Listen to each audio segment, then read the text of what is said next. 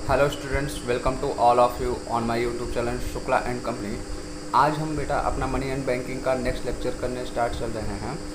आज का क्लास हम स्टार्ट करें उससे पहले आप आज के क्वेश्चन को सुन लीजिए, जिसका आंसर आपको क्या करना है कमेंट बॉक्स में देना है। पहला क्वेश्चन आपका है मोनोमेटेलिज्म क्या होता है, ठीक।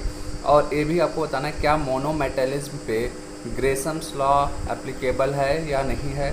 सेकंड क्वेश्चन आपका है कि एक गुड क्वालिटी मनी का मीन्स एक आदर्श मुद्रा की कौन कौन से आप कह सकते हो कि क्वालिटी होनी चाहिए, ठीक है। मीन्स अगर किसी भी कंट्री में जो करेंसी चल रही है उसके कौन कौन से आवश्यक गुण होने चाहिए जो नेसेसरी हैं, ये आपके आज के क्वेश्चन है। और ये भी मैं बता दे रहा हूँ कि अभी भी बहुत से बच्चे ऐसे हैं जो आंसर नहीं कर रहे हैं ग्रुप में, मीन्स जो व्हाट्सअप ग्रुप में ऐड हैं बच्चे वो आंसर नहीं कर रहे हैं क्वेश्चन का। तो मैं ऐसे बच्चों पे नज़र बनाए हुआ हूँ कि आने वाले संडे तक इनको भी मैं क्या करने वाला हूँ, ग्रुप से बाहर कर दूंगा। अभी भी लापरवाही जो कर रहे हैं पढ़ाई से रिलेटेड, अगर आपको आंसर नहीं समझ में आ रहा है तो भी आप बताइए, लेकिन आप उसको इग्नोर कर रहे हैं तो ये ठीक नहीं है।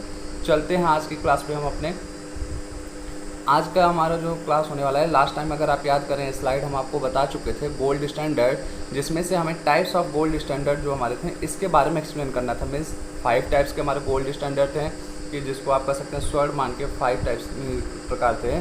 तो gold currency standard, gold Boolean standard, gold exchange standard, gold reserve standard, gold parity standard. ये हमारे जो 5 प्रकार के स्वर्ण मान थे, इनको हमें क्या करना था आज डिस्कस करना है। तो चलते हैं कि आज की क्लास पे जो हमारा यहाँ से स्टार्ट होता है। मीन्स पहला प्रकार अगर हम देखें स्वर्ण मान पे, तो गोल्ड करेंसी स्टैंडर्ड, स्वर्ण करेंसी मान जिसको आप बोलते हैं। This is the oldest form of gold standard, under this gold coin are in circulation. देखिए इन सब जो स्वर्ण मान के प्रकार हैं इसके बारे में आपको बहुत डिटेल नहीं जानना है, बस थोड़ा थोड़ा जानकारी चाहिए, तो हम उसी के अकॉर्डिंग आपको क्या करें एक्सप्लेन करें। देखिए स्वर्ण करेंसी मान जो है ये याद रखिएगा सबसे पुराना आपका, अगर स्वर्ण मान की बात करें तो सबसे पुराना जो स्वर्ण मान था गोल्ड करेंसी मान आप कह सकते हैं जो था। इसमें क्या था कि गोल्ड के क्वाइन आपके प्रचलन में रहते थे, मीन्स गोल्ड करेंसी मान में। नेक्स्ट जो आपका है गोल्ड बुलियन स्टैंडर्ड, मीन्स स्वर्ण धातुमान। ये दूसरा जो है अंडर दिस टोकन और paper money circulated which are convertible into gold. यहाँ पे देखिए जो स्वर्ण धातुमान था इसमें गोल्ड के क्वाइन सर्कुलेशन में नहीं होते थे, मीन्स गोल्ड के क्वाइन प्रचलन में नहीं होते थे। यहाँ पे टोकन मनी या पेपर मनी आपके सर्कुलेट होते थे, मीन्स वो प्रचलन में रहते थे। और which are convertible into gold, जिनको आप क्या कर सकते थे गोल्ड में परिवर्तित कर सकते थे, ऐसा था। फिर this is accepted in Britain and India in year 1925 but rejected in 1927। British और इंडिया में क्या हुआ कि इसको 1925 में अपनाया गया, लेकिन उसके 2 साल बाद 1927 में इसको क्या कर दिया गया, नकार दिया गया या रिजेक्ट कर दिया गया। हमारा नेक्स्ट टाइप जो है गोल्ड एक्सचेंज स्टैंडर्ड, स्वर्ण विनिमय मान, ठीक है। Under this standard there are neither gold money और gold unit in circulation nor convertible into gold. इतने का हम मीनिंग देखते हैं क्या है कि जो स्वर्ण विनिमय मान था आपका, इसमें ना तो गोल्ड मनी या कोई गोल्ड का यूनिट आप कह सकते हो कि जो सर्कुलेशन में मीन्स विनिमय में चलता था, कि आप कह सकते हो कि मार्केट में चल रहा है, न तो गोल्ड मनी चलता था, सोने की मुद्रा चलती थी, या कोई ऐसी यूनिट भी नहीं थी कि जिसको आप कह सकते हो गोल्ड में कन्वर्ट मीन्स स्वर्ण में कन्वर्ट किया जा सके, सोने में कन्वर्ट किया जा सके। लेकिन होता क्या था, but convertible in that type of foreign money which are on gold standard. इसमें क्या था कि आप कह सकते हो कि जो क्वाइंस चल रहे थे या जो पेपर करेंसी जो भी मुद्रा हमारे कंट्री में चलती थी वो उस देश के मुद्रा में कन्वर्टेड हो सकती थी, या उस देश के कह सकते हो करेंसी में कन्वर्ट हो सकती हैं जहाँ पे स्वर्ण मान चल रहा हो। अगर हम इसको शॉर्ट में बोलें तो ये जो आपका स्वर्ण विनिमय मान है इसमें क्या था, न तो आपका गोल्ड मनी कह सकते हो कि सर्कुलेशन में रहता था मार्केट में, न ही ऐसा था कि सरकार आपके जो करेंसी है उसको गोल्ड में कन्वर्ट करने की बात करती है। लेकिन सरकार ये बोले कि उस करेंसी को उस देश की मुद्रा में कन्वर्ट कर देंगे जहाँ पे स्वर्ण धातुमान चल रहा है, ठीक।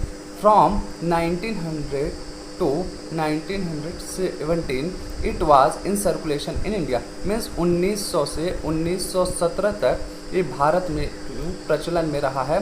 अंडर दिस सिल्वर कॉइन्स और other metallic coins are in circulation. ये ध्यान दीजिए, स्वर्ण विनिमयमान में जो था कि आप कह सकते हो कि जो सिल्वर कॉइन्स थे मीन्स चांदी की मुद्रा या और कोई मेटेलिक या और किसी धातु की मुद्रा आप कह सकते हो कि प्रचलन में थे। कि यहाँ पे ध्यान दीजिए कि ऊपर ही बताया गया कि न तो गोल्ड का कॉइन कोई प्रचलन में था, न तो सरकार उसी देश में उसको गोल्ड में कन्वर्ट करने की बात करती थी। इसलिए यहाँ बता रहा है कि जो चांदी के कॉइन्स थे या और कोई धातुओं के कॉइन्स वो मार्केट में चलते थे। ठीक, चलते हैं नेक्स्ट पे। गोल्ड रिजर्व स्टैंडर्ड कह सकते हो कि स्वर्ण निधि मान जिसको कहते हैं, revised form of gold exchange standard, जो आप अभी पिछला पढ़ के आ रहे हो उसी का बोला कि ये बदला हुआ स्वरूप है। इसमें क्या है, main objective of this standard is to check the fluctuation in rate by bearing exchange equalisation fund account. Under this only import and export of gold made by government. ये देखिए आपका जो कह सकते हो स्वर्ण निधि मान था, इसमें भी न तो आपका गोल्ड का क्वाइन मार्केट में सर्कुलेट करता है, न क्या होता है कि वो सरकार ऐसा बोलती है कि आपके करेंसी को गोल्ड में कन्वर्ट कर देगी। यहाँ का जो मेन ऑब्जेक्टिव था कि आप कह सकते हो कि जो आपका विनिमय का दर है उसमें समानता लाने की बात होती है। और under this only import and export of gold made by government. ऐसे केस में क्या होता है, स्वर्ण निधिमान में सोने का आयात या निर्यात वो सरकार के द्वारा किया जाता है, नॉर्मल पब्लिक नहीं कर सकती थी। ठीक, नेक्स्ट आपका है गोल्ड पार्टली स्टैंडर्ड मीन्स स्वर्ण समता मान। This is the newest form of gold standard. ये याद रखिए, ये सबसे कह सकते हो कि नया फॉर्म जो आपका लेटेस्ट फॉर्म है, ये आपका गोल्ड पार्टली स्टैंडर्ड है, स्वर्ण समता मान। It came into existence in 1946। ये 1947 में प्रचलन में आया। Under this exchange rate is decided by IMF countries. इसमें क्या है कि जो विनिमय की दर है वो इंटरनेशनल मॉनेटरी फंड जिसको बोला जाता है IMF को, उसमें जो मेंबर कंट्रीज़ हैं मीन्स इंटरनेशनल मॉनेटरी फंड के जो मेंबर कंट्रीज़ हैं वो सारी कंट्रीज़ मिल के क्या करती हैं कि विनिमय दर को डिसाइड करती हैं स्वर्ण समता मान के अंदर। ये आप लोगों में बेटा कि स्वर्ण मान के वेरियस टाइप्स। अब हम चलते हैं आज के अगले टॉपिक पे, वैल्यू ऑफ मनी जिसको हम बोलते हैं मुद्रा मूल्य। बहुत ही इंपॉर्टेंट टॉपिक है, आप ध्यान दीजिएगा इस पर। Value of money is related with interest rate, exchange rate और जनरल परचेजिंग पावर। अब किसी भी मुद्रा का मूल्य देखिए, आप नॉर्मल शब्दों में हम अगर बोलें कि एक सामान्य भाषा में हम अगर कहें तो किसी भी मुद्रा का मूल्य या मुद्रा मूल्य आप उसे कह सकते हैं जो उस मनी की परचेजिंग पावर है, मीन्स क्रय शक्ति जो होती है उसी का वो वैल्यू डिसाइड करता है, उस मनी का वैल्यू डिसाइड करता है। तो वही चीज़ यहाँ पे बोला है, value of money is related with interest rate means जो उसकी ब्याज दर है, एक्सचेंज रेट जो विनिमय की दर है, या जनरल परचेजिंग पावर जो उसका सामान्य क्रय शक्ति है, वो क्या है किसी भी मुद्रा का मूल्य कहलाता है। आगे हम देखते हैं और एक क्लियर होता है, the value of money is what it will by. देखिए क्राउथर ने क्या कहा कि मुद्रा मूल्य को कि वैल्यू ऑफ मनी मीन्स मुद्रा मूल्य वह है जो कि मीन्स एक मुद्रा के द्वारा बाई किया जा सके, मीन्स क्रय किया जा सके। कि एक मुद्रा के द्वारा आप जिस चीज़ को क्रय कर सकते हो वही क्या करता है मुद्रा के मूल्य को डिसाइड करता है, मीन्स निर्धारित करता है। चैंडलर ने आपके देखिए और इसको क्लियर किया, by the term the value of money is meant the purchasing power of money.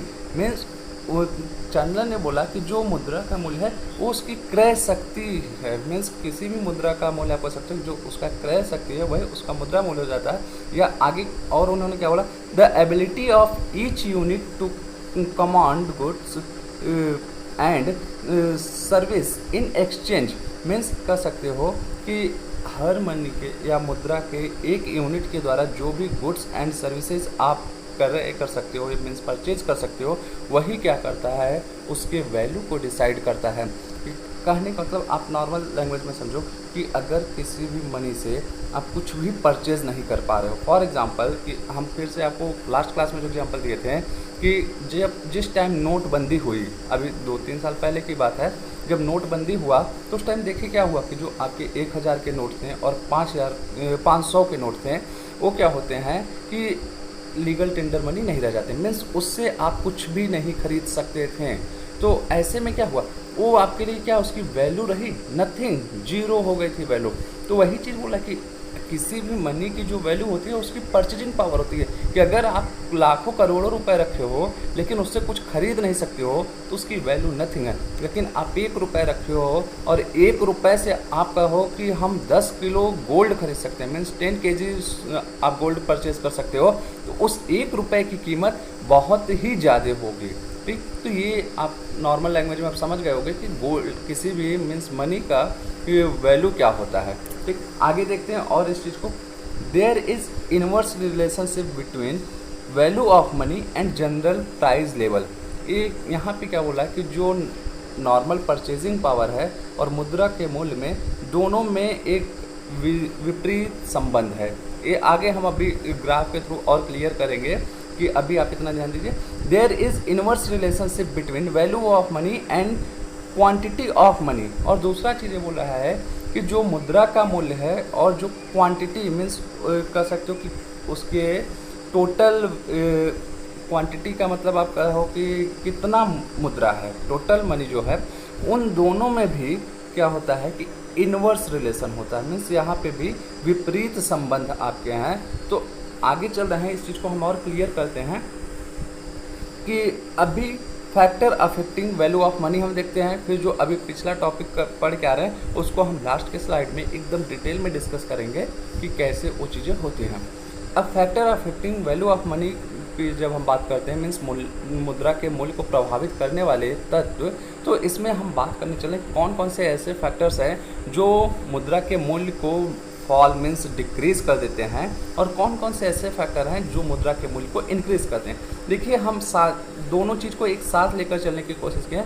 Means हमने एरो के थ्रू बता दिया कि कौन से फैक्टर हैं कैसे केस में कि आपके वो मुद्रा के मूल्य को डिक्रीज़ करेंगे, मीन्स हमने एरो को नीचे की तरह दिखाया कब वो डिक्रीज़ करेंगे, और अगर उसी का केस हम कहें कि कब वो इंक्रीज़ करेंगे उसको हम एरो के थ्रू ऊपर दिखा देंगे। पहला जो आपका है देखिए पॉपुलेशन मीन्स जनसंख्या। मुद्रा का मूल्य आपका देखिए कब घट जाएगा, अगर हमारे पॉपुलेशन बहुत ही ज़्यादा हो जाए, मीन्स अगर बहुत सी जनसंख्या हो जाएगी, हमारी जनसंख्या बहुत ज़्यादा हो जाएगी, तो लोगों के पास क्या होगा कि मनी बहुत कम हो जाएगा, मीन्स जो हमारे मनी मार्केट में चल रही है वो सबके बीच में डिवाइड हो जाएगी। तो उससे क्या होगा कि हम सब लोग क्या करेंगे कि उसकी वैल्यू को डिक्रीज़ कर देंगे, मीन्स हमारा वैल्यू फॉल कर जाएगा। लेकिन इसी के हम जस्ट अपोजिट चले कि अगर लोगों जनसंख्या कम रहे, मीन्स हमारे यहाँ पॉपुलेशन कम हो जाए, तो उसी मनी की वैल्यू क्या हो जाएगी, इंक्रीज़ कर जाएगी। फिर नेचर प्राकृतिक आपदा जिसको आप कह सकते हैं, अगर हमारे यहाँ प्राकृतिक आपदाएँ बहुत ज़्यादा हैं, जैसे आप कह सकते हो भूकंप आए, ठीक है, फिर सुनामी आ जाए, इस तरीके से, तो इसमें क्या होगा कि वैल्यू ऑफ मनी डिक्रीज़ कर जाएगा। क्यों? क्योंकि हमारे यहाँ प्रोडक्शन वगैरह क्या होगा, हो नहीं सकता है, तो ठीक। लेकिन इसके जस्ट अपोजिट चले कि हमारे यहाँ परिस्थितियाँ जो है मीन्स नेचुरल जो प्राकृतिक चीज़ें हैं वो बहुत ही अच्छी रहें, पॉजिटिव वे में चलती रहें, तो वैल्यू ऑफ मनी आपका क्या होगा, इंक्रीज़ करेगा। फिर अगला आपका है heavy tax imposed by government, आप कह सकते हैं, मीन्स अधिक कर लगा दिया जाए, गवर्नमेंट के द्वारा सामानों पे बहुत ज़्यादा कर लगाया जाए, तो आपका जो मुद्रा का मूल्य मीन्स वैल्यू ऑफ मनी है वो बढ़ जाएगा। लेकिन अगर कर कम कर दिया जाए, टैक्सेस को कम कर दिया जाए, तो वैल्यू ऑफ मनी इंक्रीज़ होगा। ठीक। Export of necessary goods means हमारे यहाँ जो आवश्यक वस्तुएं हैं, जो हमारे डेली यूज की चीज़ें हैं, अगर उसको हम क्या करें, एक्सपोर्ट मीन्स बाहरी देशों में भेजने लगे, तो उससे क्या होगा कि हमारी जो वैल्यू है मनी की वो घटने लगेगी। लेकिन जस्ट इसके अपोजिट चलें कि इंपोर्ट ऑफ नेसेसरी गुड्स, हम बाहर से क्या करें कि आवश्यक वस्तुओं को मंगाने लगें, तो increase in the value of money हो जाएगा। ठीक। नेक्स्ट आपका है आर्टिफिशियल लैक ऑफ कमोडिटी, कि कई बार आप देखते हो इसको बोलते हैं वस्तुओं का कृत्रिम अभाव। कहने का मतलब कि आप अक्सर देखते हो जो हमारे बिजनेसमैन वगैरह होते हैं या जो हमारे गोडाउन वाले होते हैं कि जहाँ पे मतलब हमारा कह सकते हो कि सामानों का भंडारण होता है, वो क्या करते हैं कि आर्टिफिशियल लैक क्रिएट करते हैं। मीन्स कृत्रिम अभाव का मतलब क्या है कि सामान होता है लेकिन मार्केट में वो कैसा अफवाह फैला देते हैं कि इस सामान की कमी। अगर आप ध्यान दो कि पिछले साल ओनियन मीन्स प्याज क्या हुआ था, रेट बहुत ज़्यादा हाई हो गया। तो उसमें हुआ क्या कि लोगों ने क्या किया, स्टोरेज करना स्टार्ट कर दिया। मीन्स जो भी बिजनेसमैन थे वो ऐसा इसलिए करते हैं ताकि वो अधिक प्रॉफिट अर्न कर सकें। मीन्स सामान का जब रेट हाई हो जाएगा तो उसमें क्या होगा कि उनको प्रॉफिट मार्जिन अधिक हो जाएगी। तो ऐसे में बहुत से टाइम ऐसा होता है कि ये लोग करते क्या हैं कि जो बिजनेसमैन होते हैं या आप कह सकते हो कि दलाल एक तरीके से काम करते हैं मार्केट में कि अफवाहें फैला देते हैं इस सामान की कमी होने वाली है। तो लोग क्या करते हैं कि उसको परचेजिंग करने की कोशिश करते हैं कि अरे नहीं ख़त्म हो जाएगा, तो ऐसे में उसका रेट बढ़ने लगता है। तो हमारी जो वैल्यू होती है मीन्स मनी की वैल्यू होती है, उसकी परचेजिंग पावर क्या होती है, कम होने लगती है। क्यों? क्योंकि जहाँ हम कह सकते हैं कि 10 रुपये में हम 1 किलो प्याज खरीद सकते थे, अब वही प्याज 1 किलो 100 रुपये में आने लगी। तो क्या हुआ, तो वैल्यू जो हुई थी परचेजिंग पावर मनी की वो डिक्रीज़ कर गई। फिर स्ट्राइक और लॉकआउट, श्रम संघर्ष या हड़ताल की जो बात हम करते हैं, तो ऐसे में भी क्या होता है, प्रोडक्शन कम हो जाता है। कि प्रोडक्शन कम हुआ तो क्या, महंगाई बढ़ने लगती है। महंगाई बढ़ी तो जो हमारे मुद्रा की क्रय शक्ति है, परचेजिंग पावर है, वो डिक्रीज़ होने लगता है क्योंकि सामान महंगे हो जाते हैं। फिर डेफिसिट बजट, घाटे की वित्तीय व्यवस्था कह सकते हैं कि जो हमारे कह सकते हैं कि गवर्नमेंट अपना फाइनेंशियल बजट बनाती है, अगर उसमें क्या हो रहा है कि डेफिसिट हो रहा है मीन्स घाटा जा रहा है, तो ऐसे में क्या होता है कि वैल्यू ऑफ मनी डिक्रीज़ करने लगती है। एक चीज़ हम यहाँ पे और आपको बता दे रहे हैं बेटा, ये थोड़ा सा लिंक से हटकर, कि हम इस चीज़ को अच्छा मानते हैं जो डेफिसिट बजट होता है मीन्स घाटे की वित्तीय व्यवस्था जो होती है, इसको हम अच्छा मानते हैं। इसके पीछे का लॉजिक हम आपको बता रहे हैं कि घाटे की चीज़ का मतलब क्या है कि अगर हमारा जो बजट है मीन्स गवर्नमेंट डेफिसिट में रहे, घाटे में रहे, तो इससे क्या होगा कि वो ट्राई करेगी कि कुछ अच्छा करने का, कि और अच्छा करे।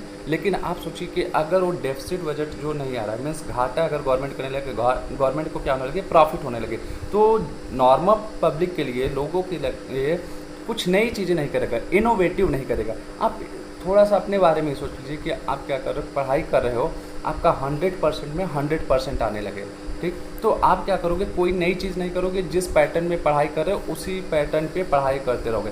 लेकिन आपके मार्क्स मान लीजिए 90% आए, तो आप हो सकता है कुछ नए ट्रिक्स जानने की कोशिश करोगे कि ताकि आपके परसेंटेज और बढ़े आगे में। मीन्स हमेशा आपका स्टैंडर्ड जो आप जो भी अपने लिए गोल अचीव डिसाइड कर रहे हो, अगर उससे हल्का सा पीछे रहो तो आप नई चीज़ों को करने के लिए रेडी रहते हो। लेकिन आप उस गोल से अगर आगे निकल जाओ तो आपके अंदर कहीं ना कहीं ये लेजीनेस आने लगता है। मीन्स आप क्या करते हो कि नई चीज़ों को नहीं अडॉप्ट करना चाहते हो, ये मानवीय स्वभाव है। तो इस पॉइंट से हम क्या मानते हैं कि डेफिसिट बजट होना चाहिए, लेकिन हम ये नहीं करें कि बहुत ज़्यादा घाटे का बजट हो जाए, मीन्स बहुत ज़्यादा डेफिसिट हो जाए, ऐसा हम नहीं करें। लेकिन हल्का फुल्का रहे तो ये क्या कर सकते हो कि देश के हित की बात है। मीन्स हमारे गवर्नमेंट के लिए क्या है कि कुछ न कुछ नई चीज़ें करने के लिए वो मोटिवेट होगी, ठीक। अब हम देख रहे हैं डिमांड ऑफ मनी, मीन्स हम कहें कि मुद्रा की मांग जो है उसको कैसे डिसाइड करेंगे, उसका फार्मूला क्या है। तो आप देख सकते हो demand of money is equal to general price level multiplied by quantity of total exchange. Price level को हम डिसाइड करते हैं पी से, क्वांटिटी को डिसाइड करते हैं means quantity of total exchange जो विनिमय दर है उसको डिसाइड करते हैं टी से। मीन्स जो उसका कह सकते हो नॉर्मल क्रय शक्ति है, और टोटल सर्कुलेशन जो है कि मार्केट में मनी का विनिमय दर जो है उस पे बेसिस पे हम कह सकते हैं डिमांड डिसाइड होती है। अगर हम सप्लाई की बात करें, सप्लाई ऑफ मनी, तो real money multiplied by velocity of real money plus credit money multiplied by velocity of credit money. Real money को आप वास्तविक मुद्रा बोलते हैं, वेलोसिटी जो होती है उसकी चलन गति, मीन्स जो वास्तविक मुद्रा है वो मार्केट में कितना चल रही है, प्लस हम बोलें क्रेडिट मनी साख मुद्रा। मीन्स क्रेडिट मनी को एक तरीके से हम यहाँ पे ये भी कर सकते हैं जो आपका क्या हो रहा है कि लोन वगैरह आ रहे हैं, ये सारी चीज़। मीन्स आपका जो वास्तविक मुद्रा चल रहा है, साथ ही साथ जो आपके साख मुद्रा है, इन दोनों का सम टोटल कर दें तो यही आपका क्या होता है, सप्लाई ऑफ मनी हो जाता है। मीन्स टोटल पूर्ति आप कर सकते हो आगे देखिए, the quantity of money that are in circulation is called supply of money. Means अगर हम बोलें कि जो पूरी की पूरी मुद्रा, आप चाहे उसको किसी भी तरीके से देख सकते हो कि मनी आज के टाइम में क्या होता है कि केवल पेपर करेंसी से रिलेटेड नहीं रहा है, ये आपको भी पता होगा बेटा कि, तो इसीलिए हम बोल रहे हैं the quantity of total money which are in circulation is called supply of money. जो सारी मुद्राएं हमारी कह सकते हो कि एक्चुअल करेंसी, फिर हमारे जो साख मुद्राएं मीन्स क्रेडिट मनी है, वो सारे का टोटल कर दें तो वही हमारा क्या हो जाएगा, सप्लाई ऑफ मनी मीन्स मुद्रा की पूर्ति कहलाती है जो मार्केट में प्रचलन में है। आगे हम चलते हैं, demand and supply graph of money.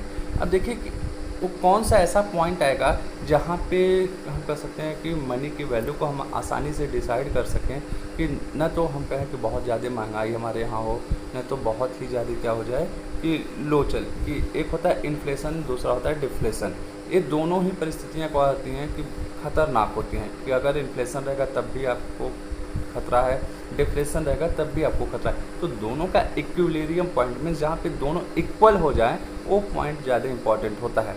तो हम कहने का तो बहुत ज़्यादा अगर आपका डिमांड हो रहा है किसी चीज़ का, तो वो क्या करता है कि प्राइस को इंक्रीज़ करने का काम करता है। अगर बहुत ज़्यादा सप्लाई हो जाए तो प्राइस को डिक्रीज़ करने का काम करता है। तो यहीं पर हम मनी की वैल्यू को भी डिसाइड करते हैं। तो पहले हम क्या करते हैं, सब अलग अलग ग्राफ से समझने की कोशिश करते हैं डिमांड और सप्लाई को, फिर दोनों का कंबाइंड रूप देखते हैं, क्योंकि बहुत से बच्चे ऐसे होंगे अभी जो डिमांड और सप्लाई के बारे में नहीं जान होंगे।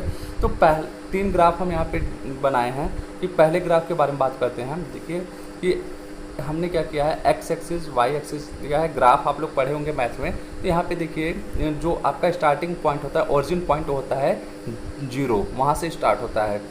और हम कह सकते हैं जहाँ पे एक्स और वाई एक्सिस दोनों एक दूसरे को कट कर रहे हैं या जहाँ दोनों मिलते हैं। तो हमने क्या किया कि एक्स एक्सिस पे डिमांड ऑफ मनी ले लिया मीन्स मुद्रा की मांग को, और वाई एक्सिस पे क्या किया है, वैल्यू ऑफ मनी को लिया, जो पहला ग्राफ आप है। अब ध्यान दीजिए कि जब हम कह सकते हैं कि वैल्यू ऑफ मनी कह सकते हो कि स्टार्टिंग पे देखो यहाँ पे दोनों के बीच में means value of money and demand of money में हमने एक ग्राफ दिया है कि जो अपवर्ड टू डाउनवर्ड जा रहा है, जिसको डिमांड कर हम बोलते हैं। डिमांड कर से आप याद रखिएगा बेटा कि अपवर्ड टू डाउनवर्ड मीन्स ऊपर से नीचे की तरफ जाता है। ऊपर से नीचे की तरफ मतलब क्या मतलब है मेरा, वाई एक्सिस की तरफ से एक्स एक्सिस की तरफ ही जाता है। तो अगर हम बात करें कि वैल्यू ऑफ मनी जब आपकी बहुत ही कम है, मीन्स मुद्रा की कह सकती बहुत कम है, तो आप इसको कह सकते हो कि एक तरीके से डिमांड उसकी बहुत ही ज़्यादा रहेगी। ठीक नहीं, वैल्यू ऑफ मनी आप कहो कि हाई है तो आपकी डिमांड भी जो होगी एक तरीके से वो हाई रहेगी। फिर जैसे जैसे क्या करोगे, वैल्यू ऑफ मनी को आप घटाते जाओगे बेटा, आपकी डिमांड जो होगी वो क्या होगी, घटती चली जाएगी। देखिए डाउनवर्ड की तरफ आएगा मीन्स एक्स एक्सिस की तरफ आपका वो आने लगेगा आपका डिमांड कर। ठीक, फिर इसके बाद चलते हैं हम कि दूसरा जो है आपका सप्लाई ऑफ मनी, कि यहाँ पे क्या है, value of money why axis पे हमने लिया, दूसरा है supply of money x axis पे। अब ध्यान दीजिए कि जो सप्लाई कर्व है ये डाउनवर्ड टू अपवर्ड है। कि आप भी ध्यान दो कि जब किसी भी चीज़ का, कि हम नॉर्मल बात करते हैं, किसी भी चीज़ का अगर मूल्य बढ़ने लगता है मीन्स प्राइस बढ़ने लगता है तो हमारी सप्लाई क्या होती है, इंक्रीज़ करने लगती है। मीन्स इन दोनों में पॉजिटिव रिलेशन है। कि अगर हम प्राइस और सप्लाई की बात करें, आप एज ए बिजनेसमैन सोचो कि अगर आप किसी चीज़ का बिज़नेस करो, फॉर एग्जांपल आप ये मिठाई के दुकानदार हो मीन्स स्वीट्स के बिजनेसमैन हो, तो क्या करोगे, अगर मिठाई का क्या हो रहा है कि दाम बढ़ रहा है तो आप सप्लाई बढ़ाओगे कि घटाओगे? जाहिर सी बात है कि आप सप्लाई बढ़ाने की कोशिश करोगे। क्यों? क्योंकि जब दाम बढ़ेगा तो आपको प्रॉफिट भी होगा। एज ए बिजनेसमैन आपको प्रॉफिट अधिक होने के चांसेस होते हैं। तो ऐसे केस में क्या करोगे, आप सप्लाई बढ़ाने लगोगे। तो वही चीज़ यहाँ पे देखिए, जब वैल्यू ऑफ मनी हमारा है कि वाई एक्सिस पे, जैसे जैसे हमारा क्या होगा कि मनी का वैल्यू इंक्रीज़ होगा, वैसे वैसे क्या किया जाएगा, सप्लाई हमारी इंक्रीज़ होने लगेगी। मीन्स जो हमारा डाउनवर्ड्स है सप्लाई कर्व, जिसको हम एस से डिनोट करते हैं, ये आप देख सकते हैं धीरे धीरे ऊपर की तरफ जाने लगता है। जैसे जैसे value of money why axis पे इंक्रीज़ हो रहा है, ऐसे ऐसे क्या हो रहा है कि मेरा सप्लाई कर्व अपवर्ड की तरफ जा रहा है। Means it downward to upward जाता है, नीचे से ऊपर की तरफ जाने लगता है सप्लाई कर्व। अब इन्हीं दोनों का हम क्या करते हैं, थर्ड पॉइंट पे कंबाइंड किए हैं। कि हमने क्या किया, वाई एक्सिस पे वैल्यू ऑफ मनी ले लिया और डिमांड एंड सप्लाई दोनों को क्या किए हैं, एक्स एक्सिस पे लिए हैं। अगर आप पहले और दूसरे ग्राफ में ध्यान से देखें, दोनों पे क्या हुआ है, एक्स एक्सिस पे हमारा डिमांड एंड सप्लाई है। तो हम दोनों को अगर कंबाइंड रूप में करें तो पहला क्या हो रहा था मेरा कि जब वैल्यू ऑफ मनी हाई था तो डिमांड भी मेरी हाई थी, जैसे जैसे वैल्यू ऑफ मनी मेरा डाउन होने लगा डिमांड भी डाउन होने लगता है। मीन्स डिमांड कर्व हम दिखाए हैं कि अपवर्ड टू डाउनवर्ड। फिर उसी ग्राफ पे हमने क्या किया कि सप्लाई कर्व को दिखाया, जैसे जैसे मेरी मनी की वैल्यू बढ़ने लगती है हमारी सप्लाई क्या होती है वो भी बढ़ने लगती है। आप ध्यान दीजिए सप्लाई कर्व देखिए डाउनवर्ड टू अपवर्ड जा रहा है। तो एक ऐसा पॉइंट आएगा, श्योर आएगा कि जहाँ पे डिमांड कर्व और सप्लाई कर्व दोनों क्या होंगे, वो एक दूसरे को इंटरसेक्ट करेंगे, मीन्स कट कर देंगे। तो वो आपका क्या बोला जाता है, इक्विलिब्रियम पॉइंट बोला जाता है। मीन्स जहाँ पे आप कह सकते हो कि मुद्रा की मांग मीन्स और पूर्ति दोनों एक दूसरे आपस में मिल रहे हैं, तो वही आपका मुद्रा का मूल्य वहीं पे डिसाइड किया जा सकता है, वो ज़्यादा सूटेबल पॉइंट होता है। ये आपका डिमांड और सप्लाई कर्व के थ्रू से क्या करते हैं, हमने ग्राफिकल प्रेजेंटेशन आपको दिखाया कि कौन सा ऐसा पॉइंट है जहाँ पे आपका मुद्रा का मूल्य निर्धारण करना में जो जनता के हित में हो, जो हमारे सर्कुलेशन ऑफ मनी को बराबर रखे रहे, वो पॉइंट बताता है। कर्व आपका एक ग्राफ बता रहा है। तो अब जब हम नेक्स्ट क्लास में मिलेंगे और बातों पे डिस्कस करेंगे, मीन्स अब मनी के और टॉपिक्स को कवर करने वाले हैं। उम्मीद करते हैं हम 1 से 2 क्लास में मनी की क्लास पूरे सिलेबस को ख़त्म कर देंगे। 2 क्लास अभी हमें लग रहा है कि और लगने वाला है मनी का। तो इस सैटरडे तक पूरी कोशिश है मेरा कि मनी के चैप्टर को ख़त्म करें। मीन्स जो हमारा मनी का टॉपिक है BHU एंट्रेंस के लिए, उसको हम ख़त्म करते हुए नए टॉपिक को अपने स्टार्ट करेंगे जो बैंकिंग से रिलेटेड है। तो तब तक के लिए आपको गुड लक, थैंक यू।